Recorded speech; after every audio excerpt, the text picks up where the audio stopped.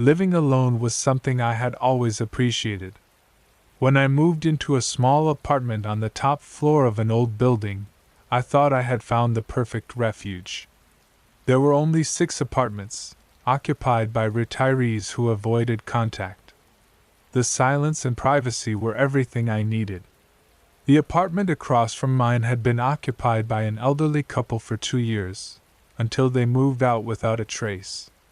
I didn't know them, so I didn't miss them. When months passed and a new neighbor moved in, I never imagined my life would change forever. It was an ordinary morning. As I prepared my lunch for work, I heard the neighbor's door open. The sound lingered for a few seconds, but I never heard the door close. I found it strange. I finished getting ready and, as I stepped out, I noticed the door to the apartment across from mine was ajar. A tall man, about 50 years old, was standing there, staring at me. He smiled and introduced himself with an enthusiasm that unsettled me. I responded politely but briefly, mentioning I was late for work. As I turned to descend the stairs, he did something unusual. He invited me to have breakfast with him. There was something in his tone that felt wrong. I declined and kept walking, trying to shake off the discomfort. At work, the thought of that encounter haunted me all day. When I returned home, I went straight into my apartment, thankful I didn't have to see him again. The next morning, I was woken by knocks at the door. I glanced at the clock. It was still very early. Annoyed, I got up to answer it. There he was again, standing in front of his open door, wearing that same unsettling smile. He invited me to breakfast once more. This time, I firmly refused and asked him not to disturb me so early. His smile faded for a moment, replaced by an expression that sent chills down my spine. He casually remarked that there was still plenty of time for breakfast since I didn't need to be at work yet. How did he know that? I immediately shut my door and locked it, feeling a wave of panic rise within me. That night, I forced myself to stick to my routine. I prepared dinner, watched a movie, and went to bed. But sleep didn't last long. I was woken again by knocks, this time coming from my bedroom door. My heart raced. Grabbing a screwdriver, the only thing I could use to defend myself, I stood still, trying to hear any movement. My hands trembled as I called the police. When they arrived, I told them about my neighbor and my suspicions, but without concrete evidence, there was nothing they could do.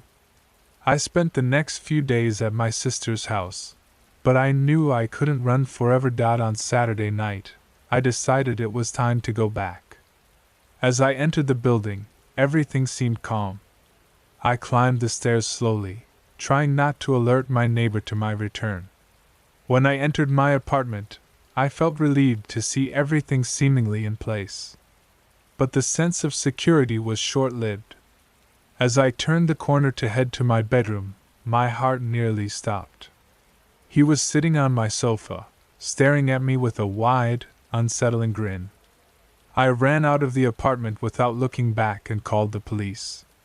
This time, they found him exactly where I had seen him, calmly sitting with a knife in his pocket. What he said next would haunt me forever. He admitted to breaking into my apartment 3 times. I had only been aware of 2.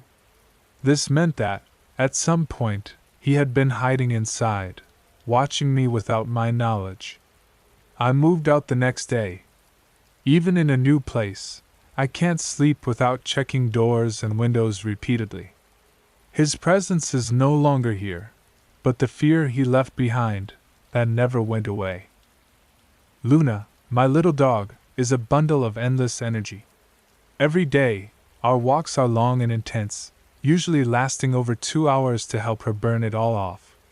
One afternoon, around 5 p.m., I decided to make the most of the remaining daylight and take her out for a walk before sunset. The sun wouldn't set until about 7 p.m., so I thought I had plenty of time. I put her leash on and we headed out. As usual, Luna was dragging me all over the place, exploring everything with her boundless curiosity. Everything was normal until the sky began to glow orange. That's when I realized we had wandered much farther than I had intended. If you've ever walked a hyperactive dog, you know how easy it is to lose track of distance. That I found myself on an unfamiliar street, but I still had a general idea of which direction to take to get home. As I turned to head back, something strange happened. Luna, always full of energy, came to an abrupt stop. She stood frozen, ears perked up, and began to whimper softly. That's when I saw it. In the dim light of the setting sun, a massive wolf stood in the middle of the street, staring at us. It was larger than any wolf I had ever seen, almost the size of a large Labrador, with matted fur and its mouth slightly open, revealing yellowed, jagged teeth. My instincts screamed danger. Stalked in the darkness despite the fear gripping me, I started moving slowly, trying to act as though it wasn't there. But the wolf followed us, keeping a calculated distance as if it were studying us. As the sun disappeared completely, the fear within me grew stronger. Soon, it wasn't just one wolf. Glowing eyes began to appear in the darkness, one by one, until an entire pack was behind us. The sound of light footsteps, low growls, and heavy breaths surrounded me. I was lost in a labyrinth of unfamiliar streets, each turn seeming to pull me further from home. Those glowing eyes burned like small embers in the night, and the sounds grew louder. Terror consumed me. My body trembled, and Luna's increasingly loud whimpers only heightened my desperation. Every so often, I passed under a streetlight and turned my head to check if they were still there. And they were, the entire pack of wolves, following us slowly, deliberately observing my every move. After almost an hour of panic, I was physically and emotionally drained. My breathing was labored, and every muscle in my body felt on the verge of collapse. Then, something unexpected happened. The glowing eyes began to spread out, moving to the sides of the street. The sound of an engine broke through the oppressive silence, and a small car appeared, its headlights cutting through the dark. The car stopped beside me, and a woman rolled down her window. "Do you need help?" she asked, her voice filled with concern. Without hesitation, I begged for a ride. Normally, I wouldn't dream of getting into a stranger's car, but at that moment, it was my only choice. With Luna in my arms, I climbed in. As we drove away, I glanced out the window and saw the wolves again. They were standing in the road, motionless, their eyes still locked on me. It was the most terrifying sight of my life. The woman drove me home, 20 minutes from where she had picked me up. She was visibly shaken by my story but incredibly kind. By the time I reached the safety of my house, I was in tears, knowing how close I had come to something brutal. Since that night, my life has never been the same. Despite living in what's considered a safe neighborhood, wolves have always been a problem here. Over the years, their presence has become more frequent, and they've grown bolder. The parks now have signs warning about high-risk areas, and stories of wolves attacking pets have become commonplace. But the most chilling stories are like mine, of people being followed at night, surrounded by glowing eyes in the darkness. That I used to think wolves were just a danger in old stories or horror movies. But now I know how real they can be. The feeling of being hunted, of hearing footsteps behind you as the world around you plunges into shadows, is something you never forget. These wolves aren't just wild animals. There's something about them, something calculated, something predatory. And when you're the prey, you realize that no matter how fast you run, the fear will always follow you. Even now, when I take Luna for walks, I avoid dark streets and stay close to home. But no matter how careful I am, the distant sound of a howl still makes my heart race. What if they come back?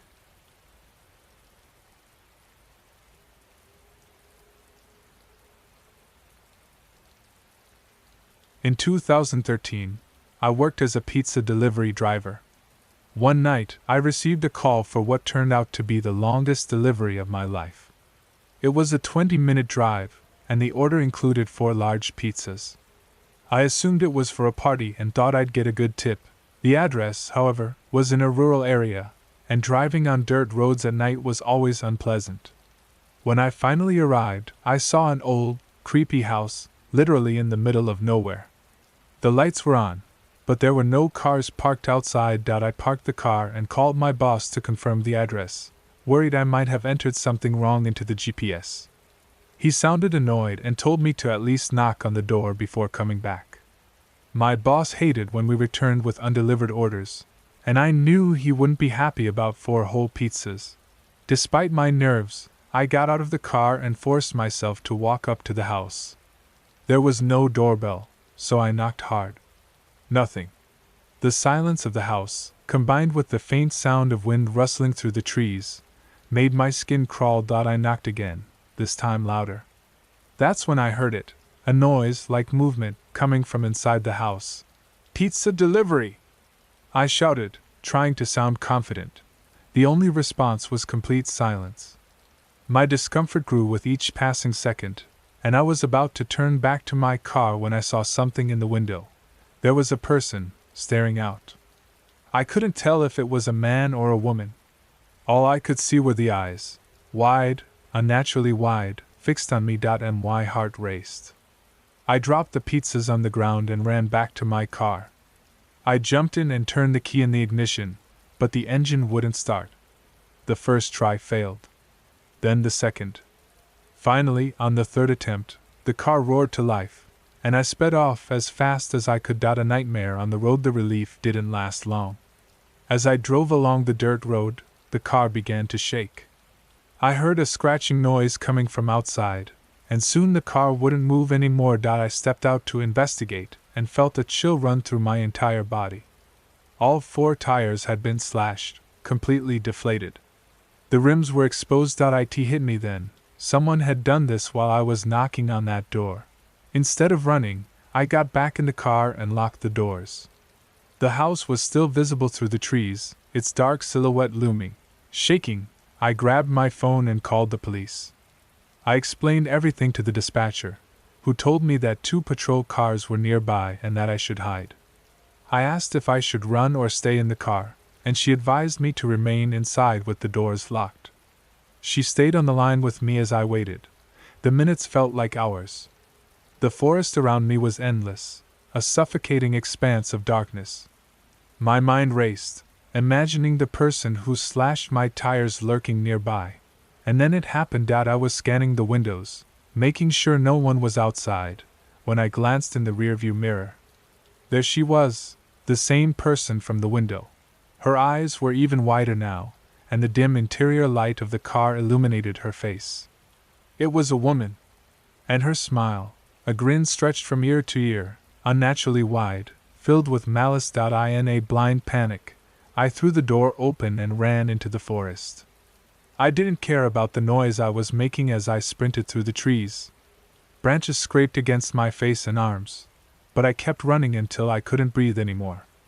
Finally, I hid behind a fallen tree, covering my mouth to muffle my gasping breaths. The sound of sirens in the distance broke through the silence, bringing a glimmer of hope. Summoning every ounce of strength I had left, I ran back toward the dirt road. When I saw the red and blue lights, I felt an overwhelming sense of relief. The police cars were parked near my vehicle, their flashlights illuminating the area. I ran toward them, shouting for help. Collapsing to the ground, I gasped for air, almost vomiting from exhaustion. The officers helped me up and started asking questions. I explained everything as best as I could. One of the patrol cars went to investigate the house. They returned empty-handed, finding no one inside. However, they did discover sharp objects that appeared to have been used to slash my tires. The police believe I was targeted by a disturbed couple. They suspect the man slashed my tires while the woman distracted me at the window. As far as I know, those people were never caught. I quit my job the next day and started working at a supermarket instead.